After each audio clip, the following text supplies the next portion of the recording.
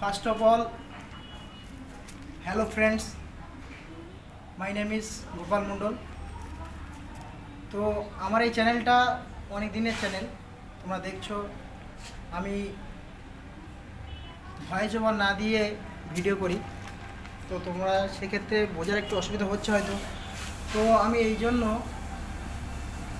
এখন আমি voice over দিয়ে ভিডিও করছি। আর একটা পিস বা গার্মেন্টস বা ড্রেস কীভাবে বানানো হয় সেটা পুরো জানকারি আমি দেব।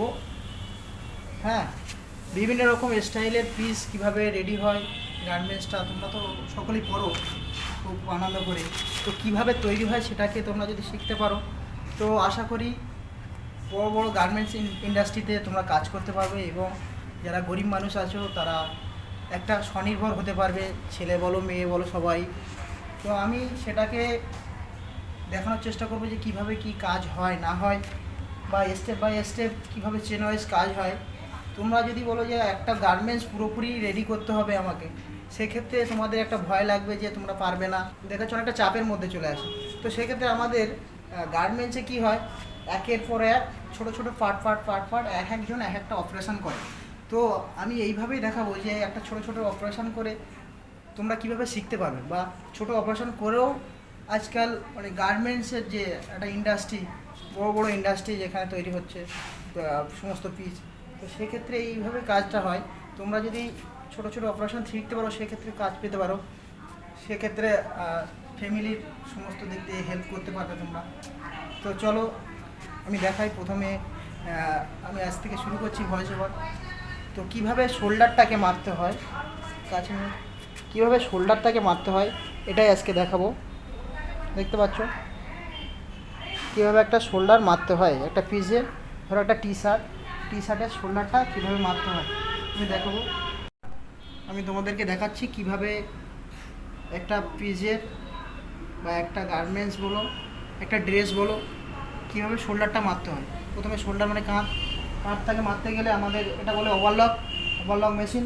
তো ওভারলকের মেশিন সাধারণত 4 থ্রেড থাকে, মানে 4টে সুতো থাকে, 1 2 3 4। আর এরকম একটা 12 টেপ না সরি, এটা একটা ইলাস্টিক টেপ বলতে পারো, মুভলিয়াম টেপ বলি আমরা।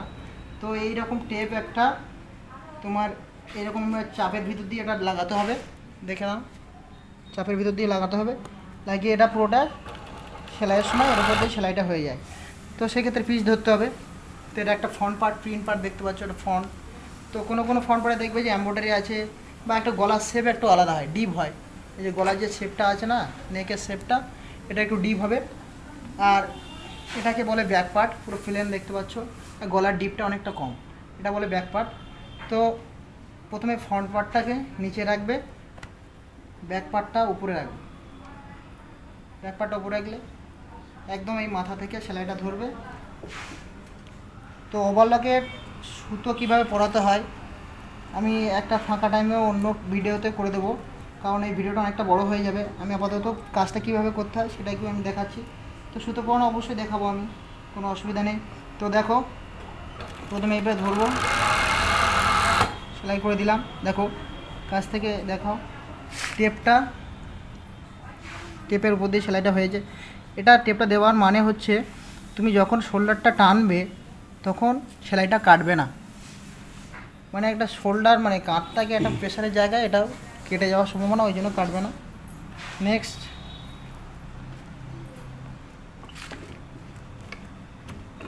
শোল্ডারটা মেরে নেবে, দেখতে পাচ্ছ। তো আমাদের শোল্ডার জোড়া কমপ্লিট হয়ে গেল। এটা যতই টানবে আর কাটবে না, কারণ এর ভিতরে মুভলিয়াম টেপ দেওয়া আছে। তো আজকে ভিডিও এই পর্যন্তই বন্ধুরা, পরবর্তীকালে আমি নেক্সট পার্ট দেখাবো। তো ভিডিওটি ভালো লাগলে সবাই সাবস্ক্রাইব করবে এবং লাইক করবে, কমেন্ট করবে। যদি তোমাদের কোনো প্রশ্ন থাকে তো কমেন্টে অবশ্যই জানাবে। তো চলো আজকের মতো বাই বাই, সবাই ভালো থেকো, টাটা।